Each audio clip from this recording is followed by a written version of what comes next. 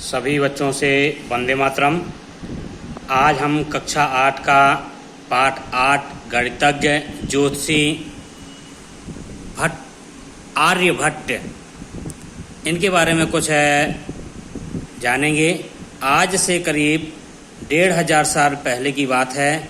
उस जमाने में आज के पटना शहर को पाटलिपुत्र कहते थे। यह बहुत बड़ा नगर था। नगर में बहुत से बाग बगीचे थे। फूलों की अधिकता के कारण इस नगर को कई लोग कुसुमपुर भी कहते थे।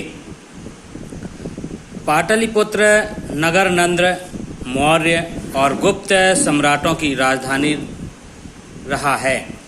दूर दूर तक इस नगर की कीर्ति फैली हुई थी। राजधानी होने से देश भर के प्रतिष्ठित पंडित यहाँ एकत्र होते थे। तो हम बात कर रहे हैं पाटलिपुत्र की, जो वर्तमान समय में पटना शहर के नाम से जाना जाता है।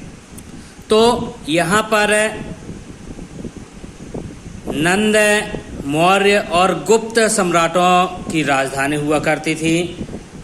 राजधानी के कारण देश के सभी विद्वान व्यक्ति यहाँ पर आते थे। प्रख्यात नालंदा विश्वविद्यालय भी पटना से ज़्यादा दूर नहीं था। देश के ही नहीं, दूसरे देशों के विद्यार्थी भी विशेष अध्ययन के लिए नालंदा और पाटलिपुत्र आते थे। उस समय पाटलिपुत्र नगर ज्योतिष के अध्ययन के लिए मशहूर था। तो जो पाटलिपुत्र नगर था वह ज्योतिष विज्ञान के लिए बहुत विख्यात था। चारों ओर इस नगर की ख्याति फैली हुई थी। इसी नगर की बात है, उस दिन सवेरे से ही नगर में काफ़ी चहल पहल थी। गंगा, सोन और गंडक नदियों के संगम की ओर लोगों को भीड़ उमड़ पड़ी थी। संगम की ओर लोगों की भीड़ उमड़ पड़ी थी। बात ही ऐसी थी, उस दिन अपराह्न में सूर्य को ग्रहण लगने वाला था। भारी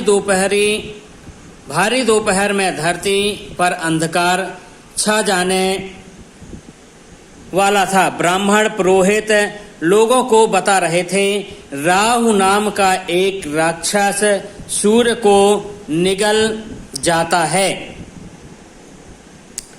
तब ग्रहण लगता है। ग्रहण के समय उपवास रखो, खूब दान पुण्य करो, तभी इस राक्षस के चंगुल से सूर्य देवता को जल्दी से जल्दी मुक्ति मिल पाएगी। तो ग्रहण के मामले में पुराने पुरोहित लोग बागों को भ्रमित करके रखे हुए थे कि आज सूर्य ग्रहण पड़ने वाला है, सूर्य भगवान को कष्ट होने वाला है, आप ज़्यादा से ज़्यादा दान करिए, पुण्य करिए। आपके दान करने से सूर्य भगवान को मुक्ति मिल जाएगी। ऐसा हमारे देश के पुरोहित जनसाधारण को बतलाया करते थे, जो कि सर्वथा गलत है। सभी ओर आवाजें सुनाई दे रही थी, दे दान तो छूटे गिरान।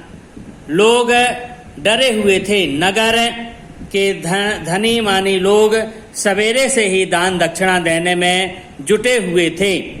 तो अब जब पुरोहितों ने यह बतला रखा था कि जब आप दान देंगे तभी भगवान सूर्य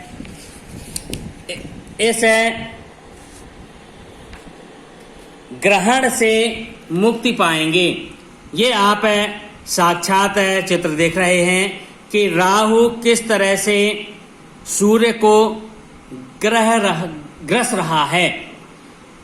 ऐसी धारणा हमारे यहाँ के पुरोहितों ने जनसाधारण में फैलाई और एक भयावना चित्र लोगों को दिखलाया कि इस तरह से सूर्य को राहु अपने मुख के अंदर रख लेता है और जब आप बहुत सारा दान देंगे, पंडितों को खिलाएंगे, आप स्वयं न खाएं, पंडितों को खिलाएं, दान दक्षिणा दें, स्नान करें, तभी भगवान सूर्य मुक्त हो पाएंगे। ऐसी धारणा जनसाधारण में फैला दी। मगर पाटलिपुत्र नगर से थोड़ी दूर के एक आश्रम में कुछ दूसरा ही माहौल था। आश्रम एक टीले पर था। वहां भी बड़ी चहल पहल थी, लेकिन यह चहल पहल कुछ दूसरे प्रकार की थी। यह आश्रम भी कुछ अलग किस्म का था। टीले पर बसे उस आश्रम के लंबे चौड़े आंगन में तांबे, पीतल और लकड़ी के तरह तरह के यंत्र रखे हुए थे। उनमें से कुछ यंत्र गोल थे, कुछ कटोरे जैसे, कुछ वर्तुलाकार और कुछ शंकु के तरह के।